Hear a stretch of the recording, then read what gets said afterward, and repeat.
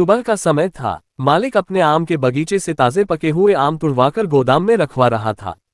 इस साल फसल बहुत अच्छी हुई थी। आम इतने मीठे थे कि पूरे गांव में उनकी चर्चा थी। मालिक को शहर जाना था, इसलिए उसने पुद्दू को बुलाया। पुद्दू, ध्यान से सुन। इस गोदाम में पूरे साल की कमाई रखी है। इन आमों की रखवाली करना। कोई आदमी, कोई जानवर और कोई बच्चा अंदर नहीं जाना चाहिए। शाम तक सारे आम यहीं सुरक्षित रहने चाहिए। समझ आया? लेकिन एक बात और सुन लीजिए, बाद में अगर पुद्दू कुछ उल्टा कर दे तो पूरे गांव में चिल्लाइएगा मत। पहले काम ठीक से समझा दीजिए। हर बार आप जल्दी में निकल जाते हैं और फिर शाम को गुस्सा लेकर लौटते हैं। मालकिन, आप बिल्कुल चिंता मत कीजिए। जब तक पुद्दू यहाँ है एक भी आम इधर उधर नहीं होगा। मैं ऐसी व्यवस्था करूंगा कि चोर तो क्या, मक्खी भी आमों के पास नहीं पहुंच पाएगी। मालिक शहर के लिए निकल गया। पुद्दू गोदाम के सामने खड़ा होकर सोचने लगा। आमों की खुशबू दूर तक फैल रही थी।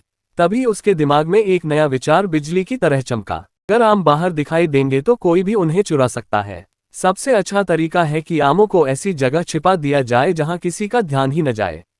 वाह पुद्दू, आज तो मैं सुरक्षा का नया इतिहास लिख दूंगा।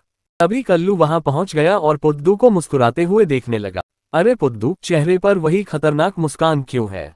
जब भी तू ऐसे मुस्कुराता है गांव में कुछ न कुछ टूटता जरूर है। इस बार किस चीज को सुधारने के चक्कर में बिगाड़ने वाला है? मैं अनुभव से बोल रहा हूं। असली सुरक्षा छिपाने में होती है। जो चीज दिखाई नहीं देती वह चोरी भी नहीं होती। अगर आमों को किसी ऐसी जगह रख दो जहां कोई सोच भी न सके तो कोई उन्हें ढूंढ ही नहीं पाएगा। समय भोला भी वहां आ गया। मुझे ये ठीक नहीं लग रहा। गोदाम इसी काम के लिए बना है। आम गोदाम में ही रहने दो। तुम दोनों जितनी बड़ी योजना बनाते हो उतनी बड़ी मुसीबत पैदा हो जाती है। बड़ी सोच सबको समझ नहीं आती। मैं सारे आम निकालकर बगीचे के सूखे घास के ढेरों के अंदर छिपा दूंगा। कोई कभी नहीं सोच पाएगा कि आम वहां रखे हैं।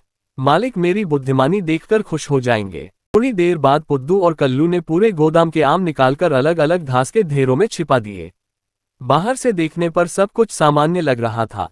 गोदाम लगभग खाली हो चुका था। पुद्दू, मैं अनुभव से बोल रहा हूं, ये योजना कमाल की है। अगर मैं खुद न देखता तो मुझे भी पता नहीं चलता कि आम कहाँ है। चोर तो क्या, मालिक भी नहीं ढूंढ पाएंगे। मुझे ये ठीक नहीं लग रहा। आम खाने की चीज है, छुपाने की नहीं। और घास के ढेरों के पास गांव की बकरियां भी घूमती रहती हैं। बाद में मत कहना कि मैंने पहले से चेतावनी नहीं दी थी।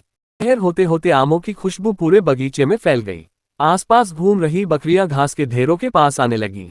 पहले उन्होंने घास खाई, फिर अंदर छिपे आमों तक पहुंच गईं। थोड़ी ही देर में बकरियों का पूरा झुंड घास के ढेरों पर टूट पड़ा। घास बिखरने लगी, आम बाहर निकलने लगे और बकरियां मजे से आम खाने लगीं। कुछ आम कुचल गए, कुछ इधर उधर लुढ़क गए। पूरा बगीचा आमों से भर गया। अरे, मैंने कहा था ना कि मुझे ये ठीक नहीं लग रहा। देखो, बकरियां आम खा रही हैं। कुछ आम जमीन पर पड़े हैं और कुछ आधे खाए हुए हैं। अब मालिक आएंगे तो पहले मुझे ही पूछेंगे कि यह सब कैसे हुआ। घर में बैठी मालकिन ने बाहर शोर सुना और दरवाजे तक आ गई। बाहर इतना शोर क्यों हो रहा है?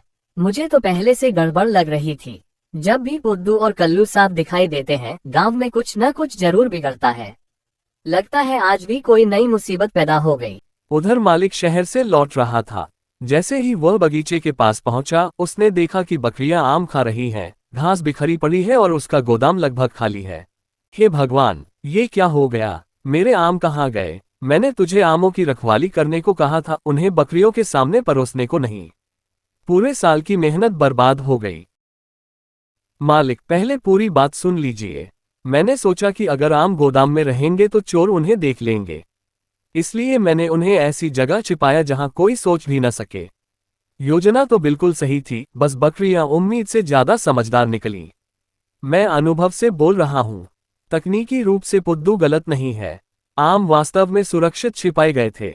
समस्या सिर्फ इतनी हुई कि बकरियों ने हमारी योजना का सम्मान नहीं किया। मुझे ये ठीक नहीं लग रहा था और अब देख लो, आधे आम बकरियां खा गईं, बाकी जमीन पर पड़े हैं। तुम दोनों हर बार नई मुसीबत पैदा करते हो और फिर उसे योजना का नाम दे देते हो। मुझे पहले से पता था कि यही होगा। और सुनिए, पुद्दू पर गुस्सा करने से पहले सोचिए कि उसे नौकरी पर रखा किसने था। हर बार वही कहानी दोहराई जाती है। अब कोई सफाई नहीं, मुझे सिर्फ इतना दिख रहा है कि मेरे आम बकरियों के पेट में पहुंच गए हैं। आज मैं तुम दोनों को बिल्कुल नहीं छोड़ूंगा। मालिक, दिमाग इस्तेमाल किया है, यही तो समस्या है। इतना सुनते ही मालिक ने चप्पल उठा ली। पुद्दू भागा, उसके पीछे मालिक भागा। कल्लू भी अपनी जान बचाकर भाग निकला। भोला सिर पकड़कर बैठ गया और मालकिन मुस्कुराते हुए बोली, अगली बार फिर यही होगा। और इस तरह पुद्दू की महान सुरक्षा योजना ने पूरे गांव को एक और यादगार तमाशा दे दिया।